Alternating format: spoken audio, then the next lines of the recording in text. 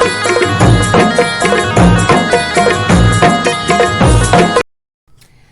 Everyone, good morning. कैसे हो आप लोग? आई होप कि आप सब लोग बहुत अच्छे होंगे और मैं भी बहुत अच्छी हूँ दोस्तों।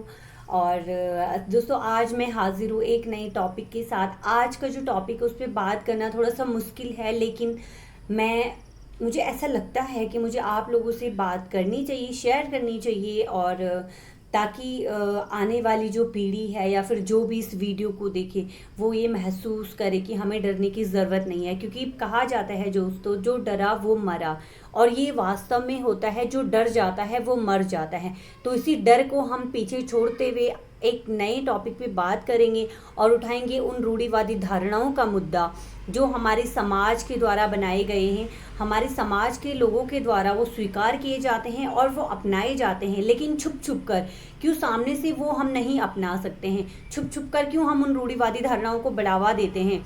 उस डर के कारण क्या है वो डर?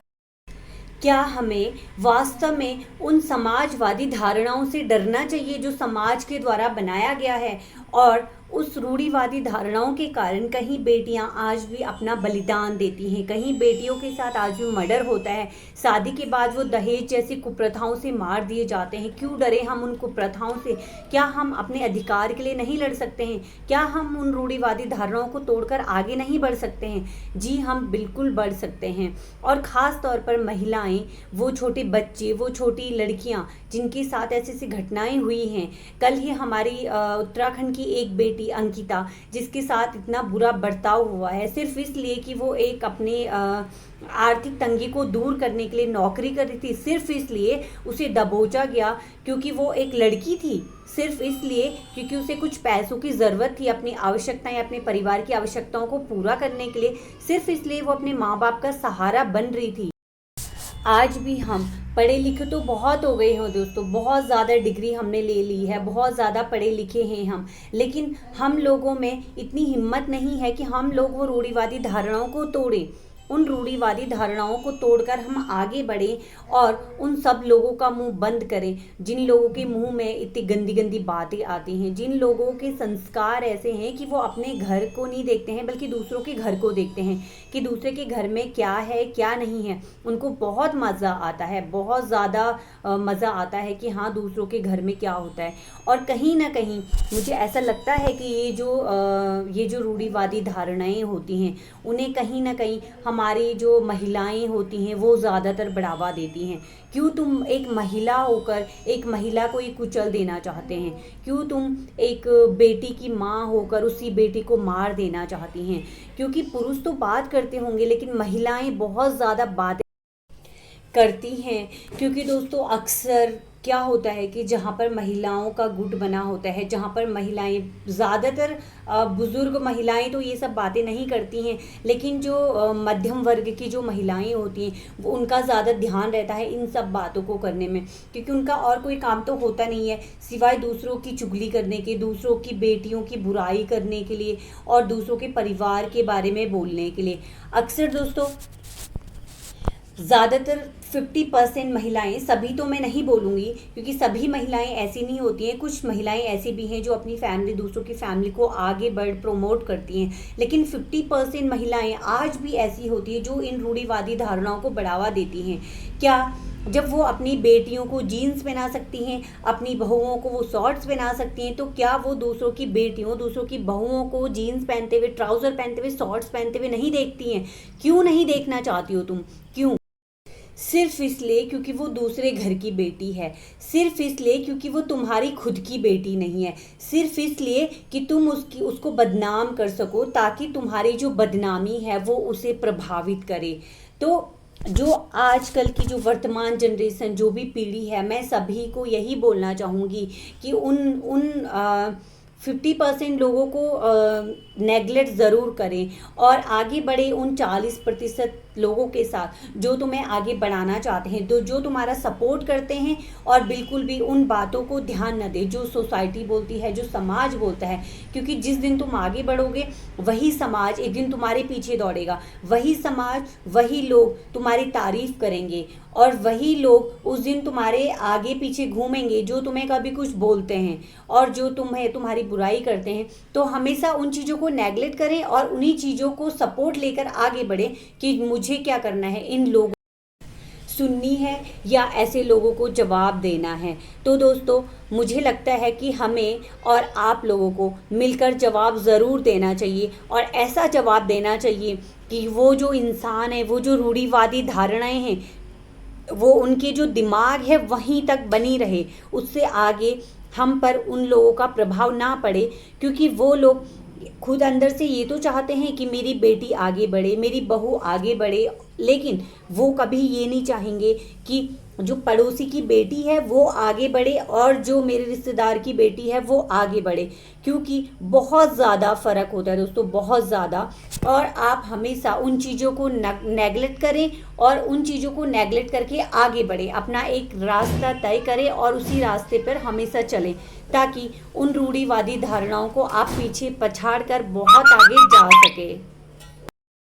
क्योंकि जब तुम आगे बढ़ते हो तो तुम खुद अकेले आगे बढ़ते हो। जब तुम सफलता प्राप्त करते हो तो पूरी दुनिया तुम्हारे साथ होती है, लेकिन जब तुम्हें ज़रूरत होती है, जब तुम अकेले रहते हो, तो 100 में से कुछ एक आध लोग होते हैं जो तुम्हारा सपोर्ट करते हैं। और तुम्हें नहीं बल्कि मुझे भी बहुत अच्छा लगता है कि जो हम लोग का सपोर्ट करते हैं, जो हमें आगे बढ़ने के लिए मोटिवेट करते हैं, बल्कि उन लोगों की बजाय जो बोलते हैं अरे छोड़ ना, क्यों करना है, क्या होगा ये सब करके, महिला ही तो है, घर ही तो संभालना है और खाना ही तो बनाना है, खेत का ही तो काम करना है।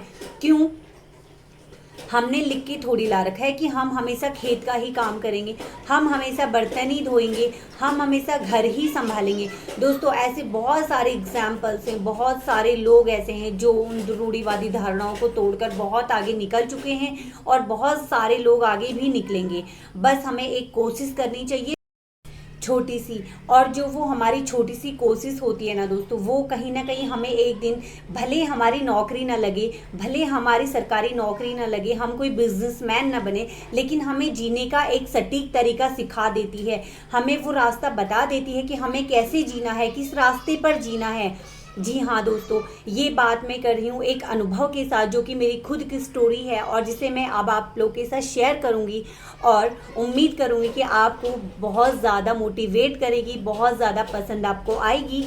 और क्योंकि मैं भी ऐसे समाज, ऐसी सोसाइटी से बिलोंग करती हूँ जहाँ पर कभी मुझे भी ये सब सुनने को मिलता था। डायरेक्टली तो नहीं मिलता था, लेकिन इनडायरेक्टली मुझे बहुत कुछ सुनने को मिलता था। और बहुत ज़्यादा लोग जब बोलते थे कि बेटी पढ़ के क्या करेगी, क्या करना है, तो कहीं ना कहीं पेरेंट्स के दिमाग में यह आता था कि हाँ क्या करेगी पढ़ के, घास काटना है, घर संभालना है, पढ़ के क्या कर। तो दोस्तों जब मैं छोटी थी तो मैंने अपनी जो प्राइमरी जो एजुकेशन होती है वो मैंने अपने ही गांव के विद्यालय से पूरी करी।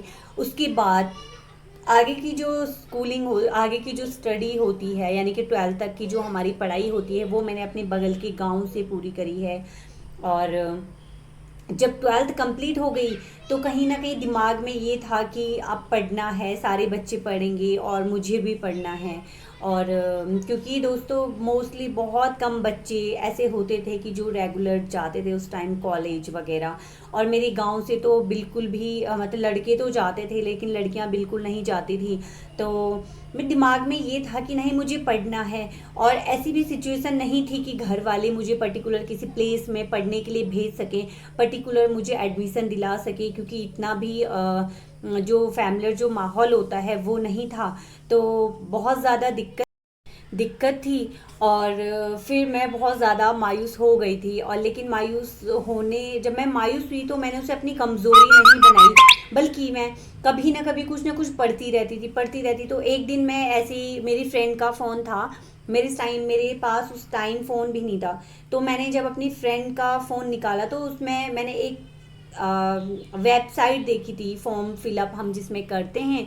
तो फिर मैंने अपना प्राइवेट फॉर्म फिल करा इवन घर वालों को भी इसके बारे में पता नहीं था कि मैं अपना फॉर्म भर रही हूँ। फिर दोस्तों मैंने फॉर्म भरा और मैंने अपनी ग्रेजुएशन की जो पढ़ाई है वो पूरी करी।